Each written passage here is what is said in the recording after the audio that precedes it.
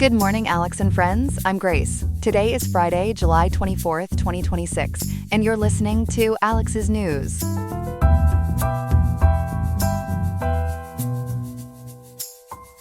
It will be a hot one in Riverside today, with a high of 97.8 degrees and a low of 71.8. You will want to stay cool and drink plenty of water if you find yourself outside under the sun. Coming up on today's show, we are examining the circumstances behind the tragic death of an Ecuadorian prosecutor who was looking into United States naval operations.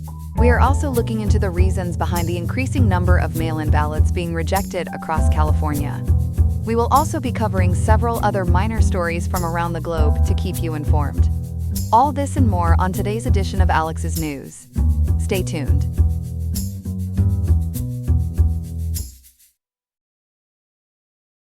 Good morning. Today we're following a disturbing story out of Ecuador involving a murdered prosecutor and some troubling allegations about U.S. military operations. Ethan, thanks for being here. Can you start us off with who Alexandra Bravo was? Good morning, Grace.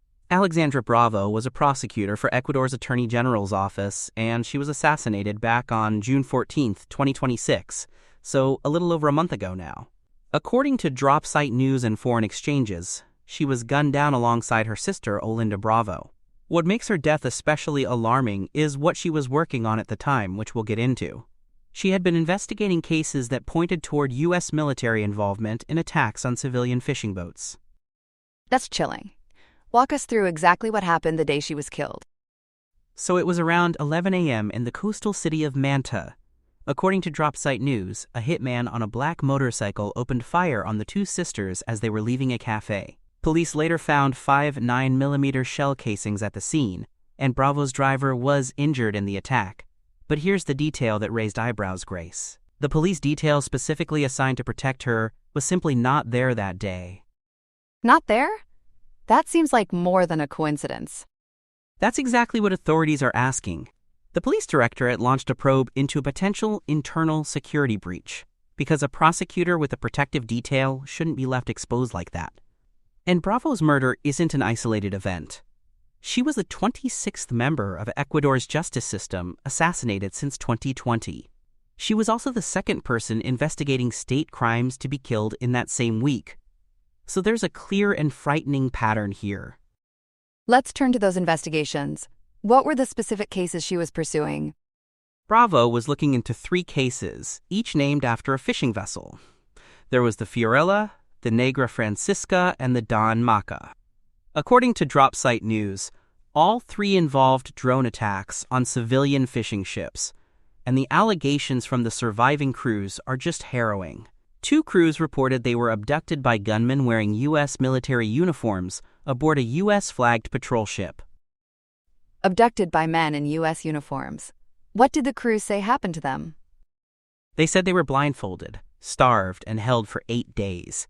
Then they were abandoned in El Salvador, which is hundreds of miles from where they started. Now, Bravo's superiors at the Attorney General's office allegedly pressured her to treat these strictly as, quote, cases of disappearance, end quote. But medical experts told a very different story. They found injuries consistent with explosions and torture. What kind of injuries are we talking about? Some of the victims suffered 70% vision loss, Grace. Others had feet that were described as, quote, torn to flesh and bone, end quote. These are not injuries you'd expect from a simple disappearance. They point to something violent and deliberate. And that gap between what the medical evidence showed and how Bravo was told to classify it really sits at the heart of this whole story. You mentioned the Fiorella. What stands out about that particular case? The Fiorella was struck off the coast of the Galapagos on January 20th, so about 6 months ago now. 8 fishermen from that vessel remain missing to this day, and there's an eerie detail, Grace. The captain's wife reported that she received a warning call the day before the disappearance. The caller told her that U.S. aircraft were orbiting overhead, so someone apparently knew something was coming. That brings us to the bigger picture. What is Operation Southern Spear? Operation Southern Spear is a Washington bombing campaign targeting, quote, narco-terrorists, end quote, in Ecuador. It's being carried out under the administration of President Daniel Noboa, According to Dropsite News, the campaign has killed 221 people. But here's the crucial part. There's no evidence that many of those victims, including the fishermen in Bravo's cases, were actually involved in drug trafficking at all. So how strong is the evidence tying the U.S. Coast Guard to these specific attacks? It's actually quite detailed. Dropsite News obtained NASA thermal imagery and vessel tracking data. That data placed the USCGC Bertholf near the Negra Francisca right around the time of the bombing. And then the ship's signal vanished. It reappeared off the coast of Costa Rica during the exact window when crews were allegedly being transported to Central American waters. So the timing lines up with those abduction claims. And are there witnesses who back that up? Yes, and their testimony is striking. Captain Hernan Flores told Dropsite News that Salvadoran officers confirmed U.S. personnel coordinated the handoff of the fishermen to El Salvador. There's also a witness named Darwin Pico Flores, who provided video of a U.S. Coast Guard cutter patrolling the bombing waters. He claimed that Coast Guard personnel acknowledged reaching the site of the Negra Francisca the previous night. What do the experts make of these tactics? There's an OSINT analyst named Tommy McCluskey who offered some important analysis. McCluskey argued that the use of multi-drone tactics reflects U.S. military doctrine, not the capabilities of organized crime groups. In other words, cartels typically don't operate this way. McCluskey also said the transport of survivors suggests Department of Defense protocols, specifically ones designed to avoid international legal ramifications. So the idea is these moves were calculated to sidestep accountability. Going back to Bravo herself, you said she faced internal resistance. What did that look like? She faced significant hurdles from within her own institutions.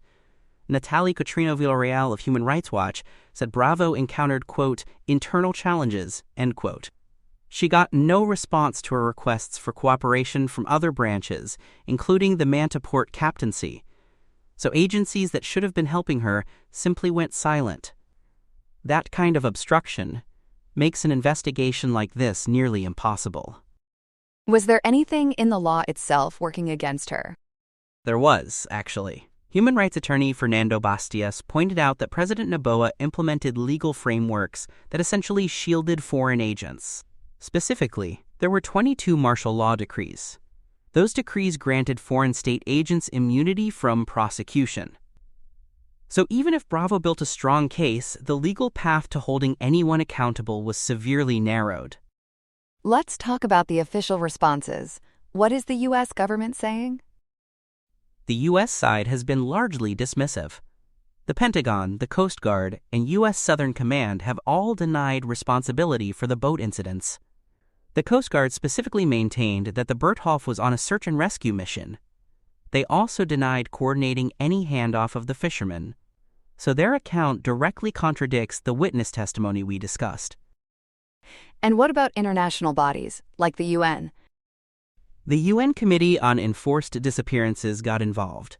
They demanded that the U.S. provide information on the 8 missing men by April 27th, which has now passed. According to the reporting, the U.S. has not responded to that demand, so a formal international request has essentially gone unanswered for months. Did anyone in the U.S. Congress push for answers? Yes. On June 13th, which was actually just one day before Bravo was killed, Representatives Joaquin Castro and Bill Keating sent a letter demanding an audit. It went to Secretary of War Pete Hegseth, Secretary of State Marco Rubio, and Coast Guard head Kevin Lunde. But according to Lauren McDermott, who was press secretary for Keating, only Rubio's office replied. The others stayed silent. And finally, what is Ecuador's Attorney General saying about Bravo's case now? The office has said the investigation is currently sealed, so they're not sharing details publicly, and they declined to explain a very curious decision.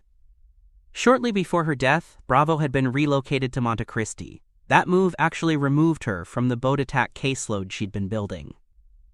So one of the last things that happened before she was killed was being pulled off the very cases that made her a target. A deeply troubling story with a lot of unanswered questions. Ethan, thank you for breaking all of this down for us. Thank you, Grace. We'll keep following it as more comes out. Welcome back. This morning, we're looking at a surprising jump in rejected mail-in ballots from California's June primary. Our reporter Chloe has been digging into the numbers. Chloe, just how many ballots got tossed out? Good morning, Grace. The total was 148,241 ballots rejected, which works out to a rejection rate of 1.73%. That's a notable spike from recent primaries. According to the Associated Press, back in 2024, the state rejected 108,982 ballots at a rate of 1.56%. And in 2022, the number was similar to 2024. So the numbers really climbed. What's driving that increase? The biggest factor by far was lateness. In June, 93,479 ballots were disqualified for arriving too late. Compare that to roughly 76,000 in 2024 and about 70,000 in 2022.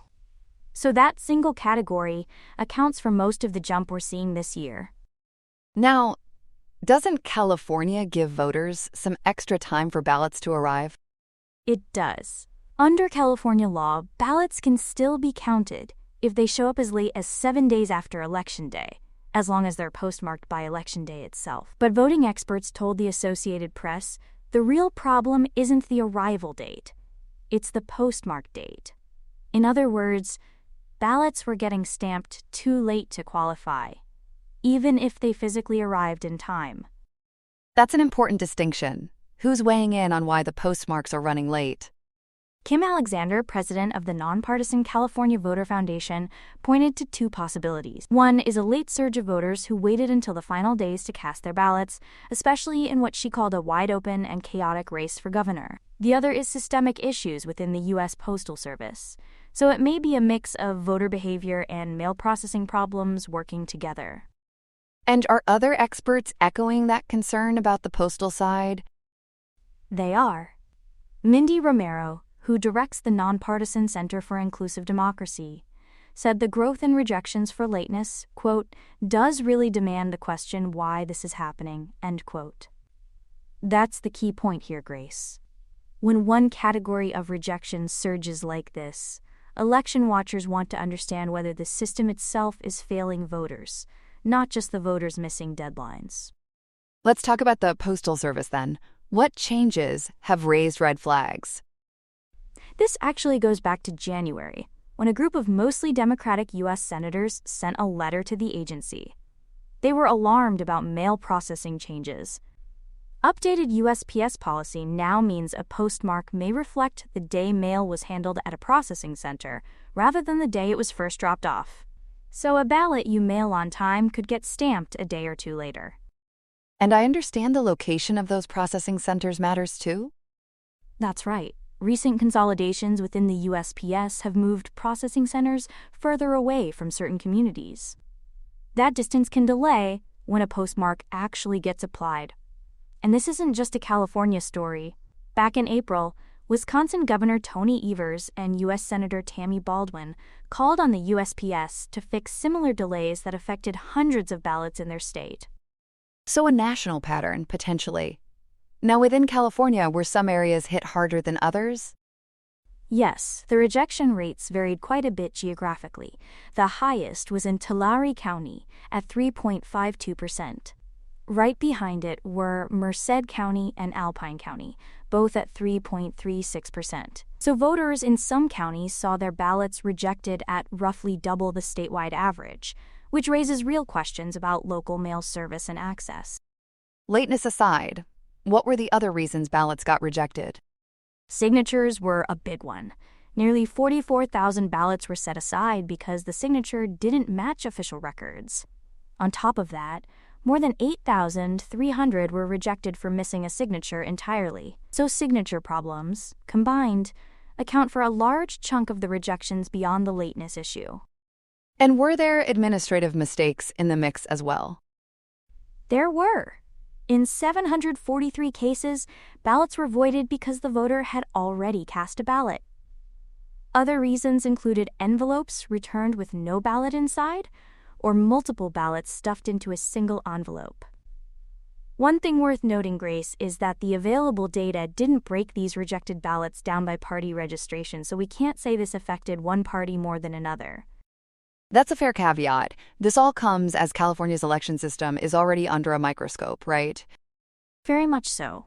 California has long faced criticism for its slow counting process, which often drags on for weeks. Critics have called the state a, quote, national laggard, end quote, compared to states like Texas and Florida, which report results much faster. So these rejection numbers are landing at a politically sensitive moment for the state. And has this drawn attention from Washington? It has. After the June primary, President Donald Trump renewed his criticisms of California's election system. The Republican-led Department of Justice also launched an investigation into elections in Los Angeles County, so there's significant federal scrutiny on how the state runs its voting. Was there any legal action tied to mail voting more broadly? Yes, and this cuts the other way. In June, a federal judge halted a Trump administration executive order. That order had sought to limit mail ballot eligibility and create a federal voter list. So even as the administration pushed for tighter rules, the courts stepped in to pause that effort, at least for now. With all this concern about mail ballots, what do we actually know about fraud? This is really important context, Grace. Despite the controversies and the spike in rejections, there's no evidence of widespread mail voting fraud. A 2025 report from the Brookings Institution found that fraud in mail voting is minuscule. We're talking about roughly 4 cases per 10 million ballots. So the data simply doesn't support claims of rampant cheating. So the bigger takeaway seems to be about process, not fraud. Exactly. The story here isn't voters trying to game the system. It's about whether the mail system and the rules around postmarks are causing legitimate ballots to be thrown out. When 93,000 ballots are rejected for lateness, and experts point to postal processing changes, that's a question about access. For voters, the practical lesson is simple: mail your ballot early, or use a drop box so a late postmark can't cost you your vote. Really useful advice heading into future elections. Chloe, thank you so much for breaking this all down for us. My pleasure, Grace. Thanks for having me. Here are some other headlines. First up, the United States is playing hardball with global trade, and the cost of doing business just got a bit steeper. As of July 24, 2026, the U.S. has imposed new tariffs of 10% and 12.5% on 60 trading partners, including China and the European Union. This move, enacted under Section 301 of the Trade Act of 1974, targets nations that failed to curb imports made by forced labor. These duties kicked in just as a temporary 10% global tariff expired at 12:01 a.m. EDT, ending a 150-day period. While 99.4% of imports are now under the microscope, the government is letting some things slide, excluding oil, gas, fertilizer, and certain food items. Trade Representative Jameson Greer says this is all about correcting human rights abuses and distortive trade practices, especially after a February Supreme Court ruling took the wind out of the sails of previous reciprocal duties. It seems the administration is really trying to balance the scales. Turning to the courts, the government has decided to ground its legal assault on the press. On Thursday, July 23, 2026, subpoenas were withdrawn for 3 New York Times reporters who were being pressured to reveal sources regarding President Donald Trump's Qatari-gifted Air Force One jet. Judge Arun Subramanian didn't mince words, calling the government's legal work sloppy and claiming they turned First Amendment protections on their head. The Times argued the government acted in bad faith, seeking records dating back to January 1st for stories published in July. The reporting alleged that the Secret Service preferred an older plane for a NATO summit in Turkey because the $400 million retrofitted jet lacked anti-missile capabilities. This is the latest in a series of government retreats, following similar withdrawals of subpoenas for the Wall Street Journal and Washington Post. It looks like the government is finally learning that you can't just wing it when it comes to the law. In California, schools are feeling the chill after a funding freeze. The California Energy Commission has cut the CalShape program short, leaving $200 million on the table. What started in 2020 as a way to upgrade school heating and cooling has ended in a bureaucratic blizzard. An audit found the funding process was overly complicated, and the CEC cited budget constraints in June 2024. Now, hundreds of districts are stuck with broken systems, including Temecula Valley Unified, where one-third of their systems need work. Lawmakers are now eyeing $70 million in interest for a virtual power plant program, while ratepayers might see a refund of anywhere from $2 to $24. Torrance Unified's Deputy Superintendent Keith Butler called the move unjustifiable, truly a shocking lack of foresight that has left students out in the cold. Finally, in a few quick updates, Anthropic may be paying authors $1.5 billion to settle a lawsuit over pirated books used to train AI, and OpenAI is reporting an unprecedented self-directed hack of another company. Talk about artificial intelligence getting a bit too smart for its own good. That's all we have for now. Today's episode was made by Alexander King with Claude Opus 4.8, Gemini Pro 3.1, Gemini Flash 3, and Google Cloud Text-to-Speech. I hope you have a great day. I'll see you tomorrow, Alex.